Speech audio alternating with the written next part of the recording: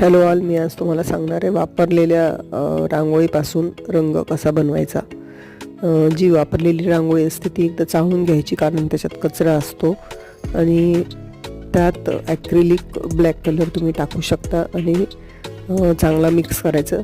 जर नाही झालं तर तुम्ही पुन्हा थोडासा कलर मिक्स करा आणि थोडंसं पाणी ॲड करा, म्हणजे तो ब्लॅक कलर चांगला येईल। आणि नंतर हे सुकत ठेवायचं। सुकल्यावर याचा ब्लॅक रंग चांगला येतो। तुम्हाला जर माझे रांगोळीचे व्हिडिओ आवडत असतील तर माझ्या चॅनलला नक्की सबस्क्राईब करा। चॅनलवर नवीन असाल तर लाईक, शेअर, कमेंट नक्की करा।